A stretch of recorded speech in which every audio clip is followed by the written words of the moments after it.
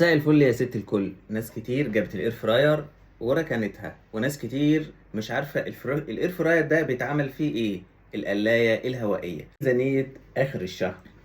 الاير فراير مهمه جدا. جميع الاكلات اللي بتتعمل فيها حرفيا بدون زيت او رشه زيت خفيفه. الاير فراير عاديه. الناس اللي بتقول الاير فراير لا مش صحيه، ده كلام مش صحيح.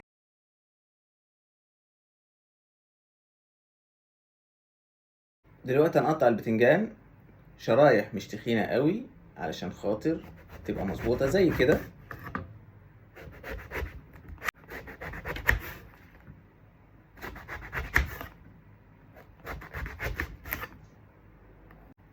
اهو يا جماعة، ده السمك بالشكل ده.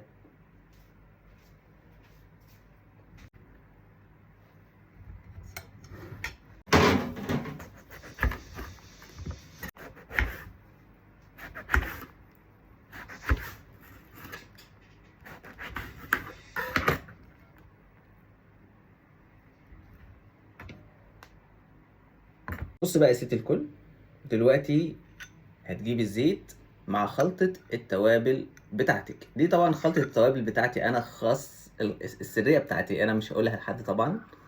كل واحدة عندها خلطة التوابل بتاعتها تعملها مع الزيت كده. تمام. هنعمل بيها البتنجان. انا احيانا بستخدم ده زيت رش مستورد. تمام، بس دلوقتي انا هستخدم ده، الخلطة اللي انا عاملاها للبتنجان. الاير فراير، انا جبت ورق الزبدة على قدها. طبعا ده اللي هشتغل جواه عشان خاطر مش كل ما اعمل حاجة هوسخ الحلة من جوه. ده ورق الزبدة اللي هعمل فيه البتنجان. كده يا جماعة هناخد الخلطة كده.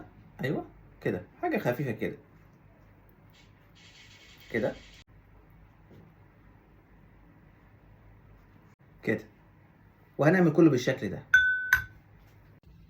او هحطها كده جوه الاير فراير وهدهن الوش من فوق، ولما يستوي هقلبها تتحمر، هقلبها وادهن الوش التاني عشان لو دهنتها من الناحيتين وحطيتها ممكن تلزق في طبق الزبدة.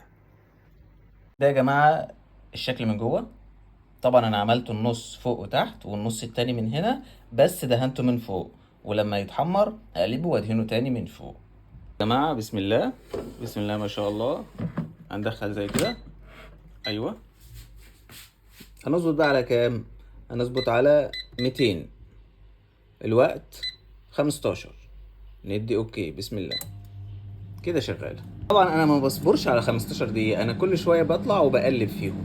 مش بصبر انا على 15 دقيقة يفضلوا طول الوقت شغالين. يا جماعة باقي 3 دقايق بس انا مش هكمل، انا هفصل.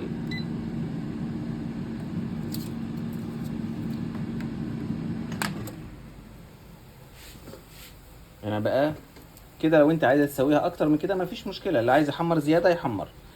كده بقى انا هقلبها.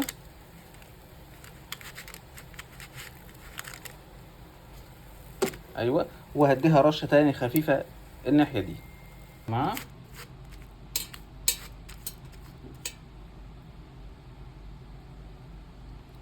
خفيفة كده الناحية التانية. كده بقى ندخل ونرجع الوقت تاني ل15. لا 200 عاوز زي ما كانت. الوقت 15. تمام اوكي ستارت. بسم الله.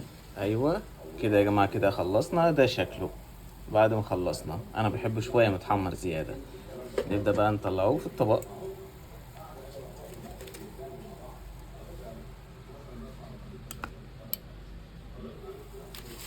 لا ما شاء الله، مية مية وزي الفل. اعمل البتنجانة التانية.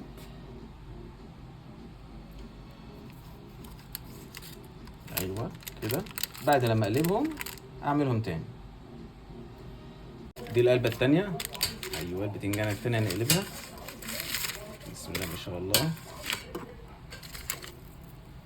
زي الفل. ايوه زي العسل.